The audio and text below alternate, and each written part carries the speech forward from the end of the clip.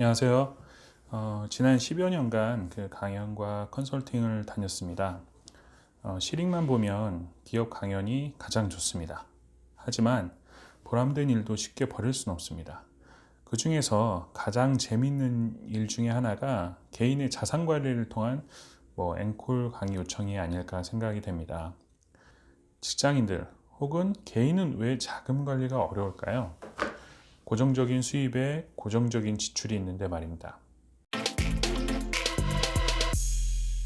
왜 월급은 내 통장을 스쳐 지나가기만 할까요? 이유는 간단합니다. 내가 서 있는 위치를 모르기 때문입니다. 아무리 구글 지도가 세밀하게 나온다 하더라도 내가 서 있는 위치를 모른다면 반쪽짜리 지도일 뿐입니다. 내 위치를 모르는데 어디를 찾아가며 얼마의 노력을 쏟아부을지 계획한다는 것은 불가능한 일입니다. 그 위치를 찾아주는 시스템이 일명 부시스템입니다. 마치 기업의 회계 처리 시스템을 적용해서 개인의 자산도 일목요연하게 정리해보는 것입니다. 그렇게 되면 내 현실을 인식하게 되고 공격을 할지 수비를 할지 결정할 수 있습니다. 이러한 공수계획이 쌓여 미래에 대한 계획을 정확하게 파악할 수 있는 것입니다. 그렇다면 이제부터 개인의 재무관리를 기업화한 부시스템을 소개해 보겠습니다. 기업의 것이라고 해서 전혀 어렵거나 복잡하지 않습니다. 다만 기존보다는 조금의 시간과 노력이 필요할 뿐입니다. 부자가 되기 위해서는 전혀 아깝지 않은 시간과 노력이니 걱정하지 마십시오. 자, 이제 설명해 보겠습니다. 우선 개인의 성향 파악이 필요합니다. 이렇게 몇 가지 질문으로 개인의 성향을 파악한다는 것은 무리일 수 있습니다. 하지만 공격적인 성향과 안정적인 성향을 파악만 해도 상당한 도움이 됩니다. 안정적인 성향의 사람이 공격적인 성향의 수익률만 보고 당연하게 공격적인 자산 구성을 갖게 됩니다. 리스크가 생길 때 안정적인 성향의 사람은 모든 포트폴리오를 리셋하게 됩니다. 왜 그런지 이유도 모른 채 말입니다. 내가 혹시 2, 3년 주기로 금융상품을 막 갈아타고 그러진 않으시나요? 안정적인 개인 성향의 사람이 공격적인 포트폴리오를 갖고 있어서입니다. 이렇게 단순한 성향 파악도 상당히 중요하고 향후 도움이 될 것입니다. 두 번째로는 자산상태표를 한번 먼저 보겠습니다. 자산상태표는 우리가 흔히 말하는 그냥 재산이라고 말하는 것과 동일합니다. 자, 여기 내 현재 자산이 현금의 가치를 가지고 있는 거, 그리고 투자나 어떠한 향후 은퇴 자산, 연금 같은 게 될 수 있고요. 그리고 사용자산, 부동산이라든지 자동산 이런 것들을 자산으로 구분해 놓고요. 그리고 내 부채와 순수하게 가지고 있는 돈들을 정확하게 파악을 해서 총 자산과 부채와 순자산이 동일하게 맞춰두는 것입니다. 그럼 어느 한 군데서 비고 듬이 정확하게 파악이 되기 때문에 마치 기업의 복식포기와 비슷한 형태로 관리가 가능합니다. 이렇게 도식화해서 볼 수도 있고요. 그리고 이것들은 내 어떤 경제상 저축의 증가율이나 수익률, 물가 상승률, 교육비 상승률 이런 것들을 내 나이 대비 돈 벌 기간이 얼마 남았고 향후 내가 무소득이나 제2의 직업을 통해서 영위해야 될 시간들을 표로 보여주고 있습니다. 그래서 은퇴 시점에서는 약 한 8억 9천 정도의 자금이 필요한데 현 시점에서는 4억 8천만 있으면 된다고 나옵니다. 이것은 현 시점의 이 돈이 나중에 은퇴 시점까지 투자 수익률 공격적으로 했을 때 이렇게 돈이 불어나기 때문에 현 시점에서는 좀 더 적은 자금이 있어도 된다는 의미입니다. 그렇게 되면 향후 내 은퇴 시 필요한 자금과 국민연금이나 공적연금을 통해서 커버될 부분들, 필요한 자금들, 내가 증액으로 저축을 했을 때 일정하게 금액을 저축을 했을 때 내가 지금 저축할 금액들이 나오게 되고요. 이거는 자녀나 혹시 자녀의 학자금 필요로 할 때 그것에 대한 시간의 가치에 맞게끔 미래 가치라는 것은 물가 상승률에 따라서 이 첫째 홍당무 아기를 보면 지금 3살이지만 나중에 향후 이렇게 대학 갈 때 이런 자금들이 필요하다고 가정을 했을 때 지금 현재는 2천만 원, 2,059만 원 정도만 준비가 되어 있으면 향후 이것은 16년 동안 물가 상승률에서 4,495만 원의 자금이 필요하다는 의미를 갖게 됩니다. 결혼 자금도 마찬가지가 되고요. 그래서 크게 노후, 자녀, 결혼 자금, 그리고 이 준비 자금. 이 준비 자금은 아까 앞에서 파악했던 현금 자산에 포함되어 있는 부분들이고요.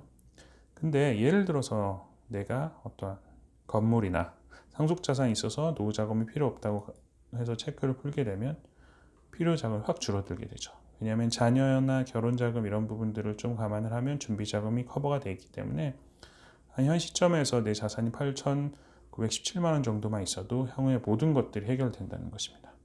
그러나 다시 노후 자금 가장 센 부분들을 체크하게 되면 필요 자금이 확 늘어나게 되죠.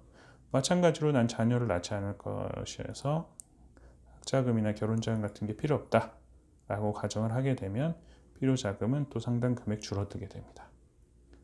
네, 이렇게 기업 형태로 모니터링 해보면 될 것 같고요.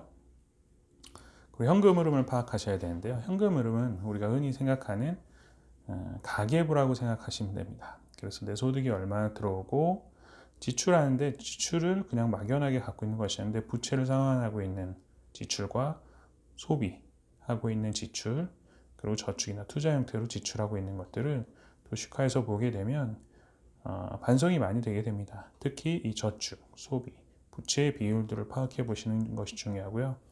이것을 정리해 봄으로 인해서 우리가 흔히 가계부 썼을 때 파악되는 어떤 장단점들을 많이 파악해 볼 수 있고, 이것과 이 앞에서 보였던 재무상태표와 비교해 가면서 내 자산을 관리하게 되면 마치 기업의 복식부기처럼 효율적인 자금 관리가 가능합니다.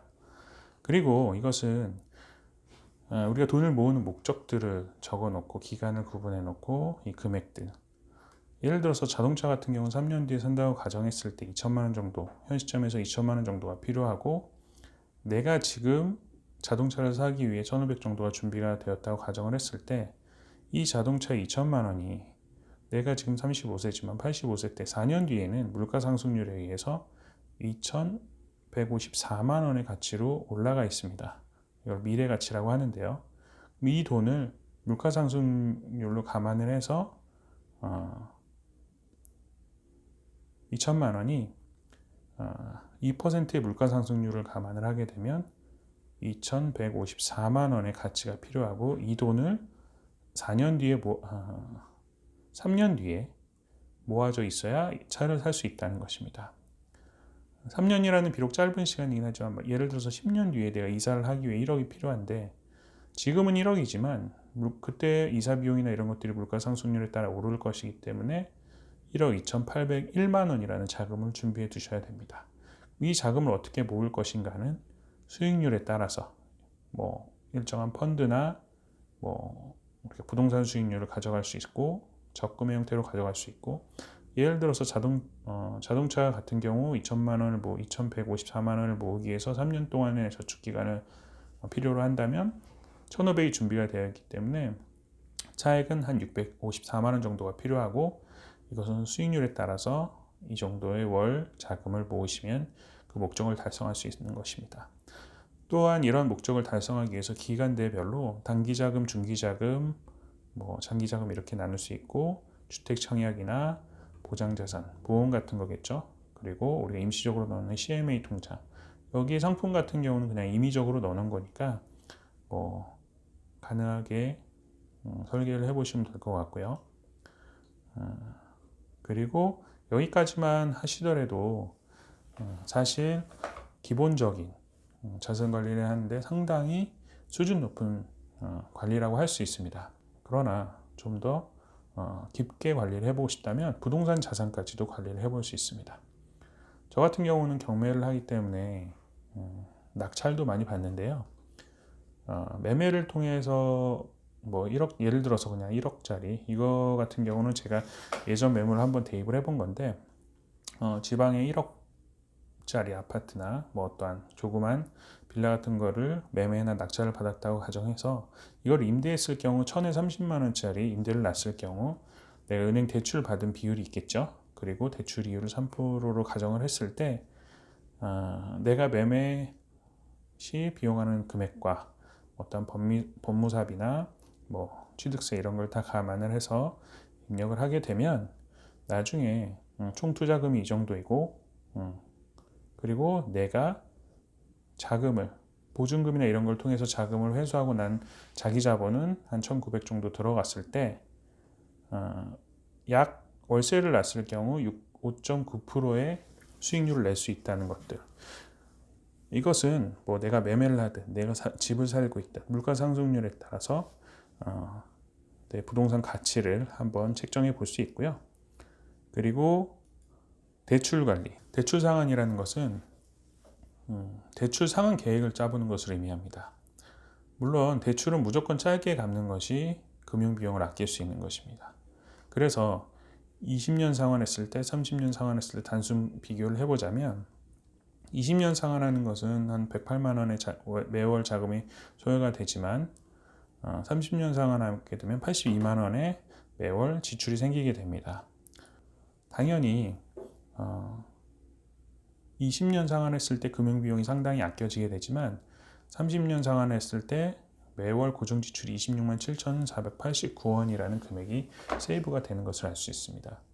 그래서 향후에 시점 상환 계획을 세울 수 있고 만약에 예를 들어서 2월 지출 같은 경우 지출을 아껴야 하는 경우라면 예를 들어서 뭐 육아휴직으로 일시적으로 좀 월 지출 금액을 좀 줄여야 된다거나 아니면 매매 계획이 있어서 그냥 단기로 사고 팔아야 될 경우 단기적으로 월 지출을 좀 줄이고 싶을 때 매매를 통해서 어떤 수익을 실현하고자 하는 경우는 매월 고정 지출을 줄이는 것도 하나의 방법이 될 수 있습니다.